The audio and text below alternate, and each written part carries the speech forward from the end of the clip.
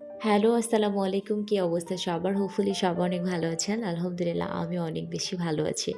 গতকাল একটা পোস্ট দিয়েছিলাম যে কাচ্চি মশাই ১০ তারিখ থেকে তেহরি লঞ্চ করেছে। সো দ্যাট আজকে আমি তেহরি খেতে এসেছি। আর কাচ্চি মশের ইন ডিটেইলসে এর আগেও আমার একটা ভিডিও ছিল। সেখানে খুব সুন্দর করে আমার এটার ইন্টেরিয়র সম্বন্ধে বলা আছে। বাট যারা আমার ভিডিওটা স্কিপ করেছেন তাদের জন্য আমি আর একটু করে বলবো। কাচ্চি মশে ঢুকলে ১ম এ আমাকে যেটা সবথেকে ভালো লাগে সেটা হচ্ছে এই ওয়ার্ম অ্যান্ড কোজি অ্যাম্বিয়েন্স। কাঠের চেয়ার টেবিল আর ব্রিক ওয়াল ডেকোর।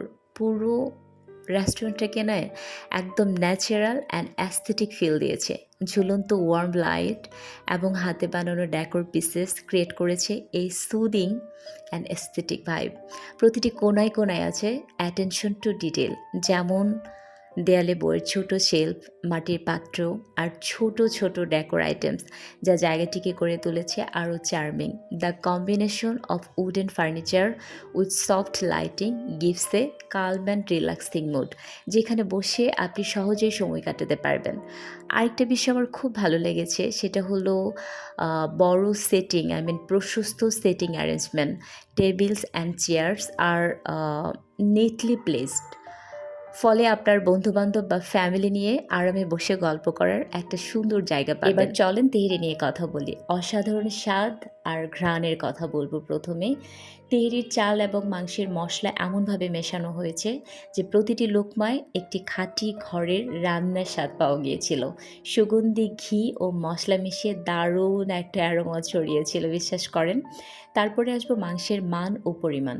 মাংস ছিল একদম নরম, জুসি এবং হাড়বিহীন, যা খেতে আমার কাছে অসাধারণ লেগেছে। আর পরিমাণও ছিল অনেকটাই। এখানে আমি যে প্লেটটা নিয়েছি, এখানে আপনার হাফের থেকে একটু বেশি, বাট আপনি যদি হাফ নেন আপনার পুরো পেট ভরে যাবে। এবার বলবো সার্ভিস ও দ্রুততার কথা নিয়ে। অর্ডার দেবার পর আমাকে আসলে বেশিক্ষণ ওয়েট করতে হয় নাই, সো দ্যাট আমি গরম গরম খেয়েছি একদম। আমার কাছে ভালো লেগেছে। আর ওখানকার যে স্টাফরা আছে তাদের আমি সব জায়গায় গেলে এই জিনিসটা নোটিস করি যে তারা আমার সাথে কিভাবে কথা বলছে। আমার কথা হলো যে তারা আমার সাথে যেন হাসি মুখে কথা বলে। সো ওখানকার স্টাফরা অনেক ভদ্র, আমি এর আগেও খেয়াল করেছি। সো আমার কাছে ভালো লেগেছে। চলেন এবার একটু মশলার ব্যালেন্স নিয়ে কথা বলি। মশলা ছিল দারুণভাবে ব্যালেন্সড। অতিরিক্ত ঝাল বা লবণ কিছুই ছিল না। যারা হালকা ঝাল পছন্দ করেন তাদের জন্য একদম পারফেক্ট।